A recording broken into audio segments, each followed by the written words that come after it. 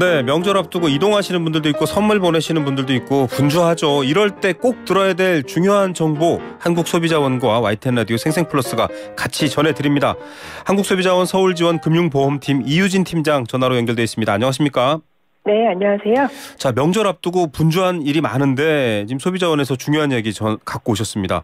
항공권, 택배, 상품권 관련 소비자 피해가 늘고 있다고요? 네, 그렇습니다. 추석 연휴가 포함된 9, 10월은 항공권, 택배, 상품권 관련 이용이 증가하는 시기로 이와 관련한 소비자 피해가 매년 꾸준히 발생하고 있어 소비자들의 각별한 주의가 필요합니다. 2020년부터 2022년까지 최근 3년간 추석 연휴를 전후한 9, 10월 소비자원에 접수된 피해부재 사건을 분석한 결과 항공권 644건, 택배 153건, 상품권 156건으로 항공권은 전체 기간의 15.4%, 택배는 19.1%, 상품권은 13.3%를 차지하는 것으로 나타났습니다. 아, 이게 항공권이 꽤 많네요. 어떤 피해가 있습니까? 대표적인 소비자 피해 사례로는 전자상거래로 구매한 항공권 취소 시 과다한 위약금을 부과하거나 항공기 운항 지연 결항으로 인해 여행 일정에 차질이 생겼음에도 항공사가 배상을 거부하는 경우가 있었습니다. 네, 소비자 입장에서는 좀 답답할 상황일 것 같고요. 택배도 한번 알려주시죠. 택배 많이 받는데요, 이 시기에. 네, 택배 같은 경우에는 택배 이용이 집중되는 추석 연휴에 운송물 파손, 훼손, 분실, 배송 지연 등과 관련된 소비자 피해가 발생하기 쉽습니다. 특히 명절 선물로 많이 선호되는 식품의 훼손 변질 사고에 대해 사업자가 배상을 거부하는 경우가 있었습니다. 네, 상품권은요? 상품권 같은 경우에는 유효기간 경과로 인한 사용 거부, 상품권 잔액 환급 거부 등의 소비자 피해가 있었는데요. 상사채권 소멸 시효인 5년 이내임에도 사업자가 정한 유효기간이 경과했다는 이유로 90% 환급을 거부하는 경우가 있었습니다. 선물 주고도 참 받는 사람 주는 사람 좀 우울하게 만드는 일들인데 일단은 항공권부터 살펴보겠습니다. 이거 피해 최소화하려면 어떤 걸 주의해야 될까요? 먼저 항공권 구매하시기 전에 여행지의 출입국 정책과 항공권 판매처의 취소 환급 규정을 자세히 확인하셔야 합니다.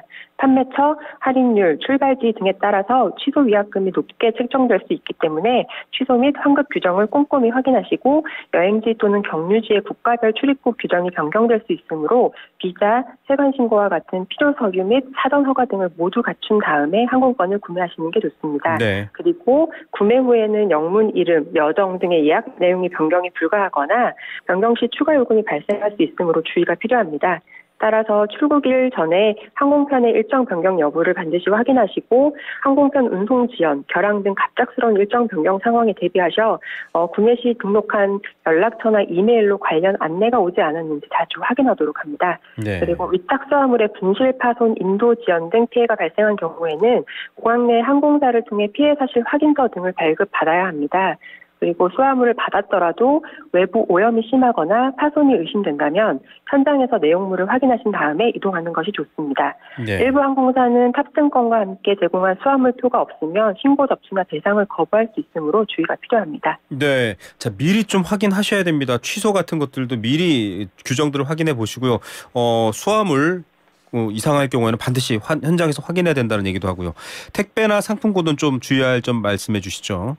네, 명절 연휴 직전에는 택배 물량 급증으로 배송이 지연될 수 있으므로 충분한 시간 여유를 두고 택배 서비스를 이용하는 것이 좋고 파손, 훼손이 우려되는 운송물은 완충제 등을 이용해서 꼼꼼하게 포장을 하신 다음에 파손 주의 문구를 표기하면 이제 택배 기사에게 이 내용이 전달이 되기 때문에 좀 더 주의해달라라는 내용을 사전에 고지할 필요가 있습니다. 네. 그리고 운송장에는 물품 종류, 수량, 가격 등을 정확하게 기재하시고 배송이 완료될 때까지 운송장을 보관을 해야 분실, 훼손 등 피해 발생 시에 적절한 배상을 받을 수 있습니다.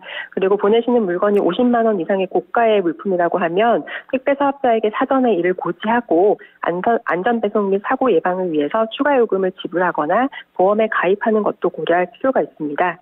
그리고 택배로 보낼 물품의 수거를 위해서 문 앞에 이를 두게 됐을 경우에는 네. 분실의 유의를 하셔야 합니다. 그리고 택배를 발송한 후에는 받는 사람에게 택배 발송 사실과 송장 번호를 미리 알려서 배송 상황을 수시로 확인할 수 있도록 하고 부재 시에 배송 장소를 택배 사업자와 협의할 수 있도록 하는 것이 좋습니다. 네. 택배를 받으시면 바로 파손이나 훼손 변질 여부 등을 확인을 하시고 문제가 확인되면 즉시 사업자에게 이를 알리는 것이 좋습니다. 또한 운송장, 물품 구매 영수증, 택배 발송 전후 사진이나 동영상 등 증빙 자료를 보관을 해야 사고 발생에 대비를 할 수 있습니다. 예, 상품권 얘기도 해주시죠. 네. 상품권 같은 경우에는 구매 전에 발행일, 유효기간, 환급 규정, 사용 조건 등을 꼼꼼하게 확인해야 합니다. 특히 모바일 상품권은 지류 상품권에 비해 유효기간이 짧은 경우가 많기 때문에 네. 구매 전에 좀 더 꼼꼼하게 확인을 하셔야 하고 구매 후에는 기한 내 사용을 하셔야 합니다. 기한 내 사용이 어렵다라고 하면 유효기간이 경과하기 전에 사업자에게 기한 연장 가능 여부 등을 문의하는 것이 좋습니다.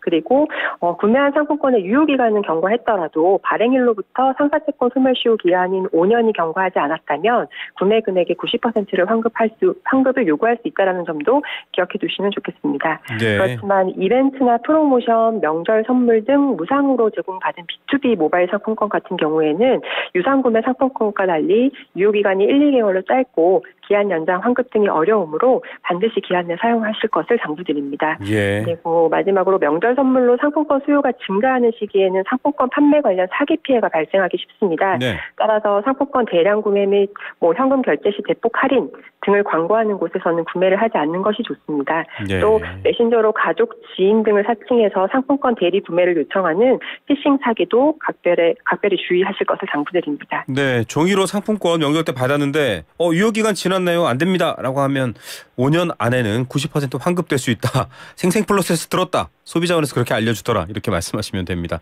주의하실 게 많네요. 혹시 상담이나 피해 구제를 받을 수 있는 사이트 있을까요?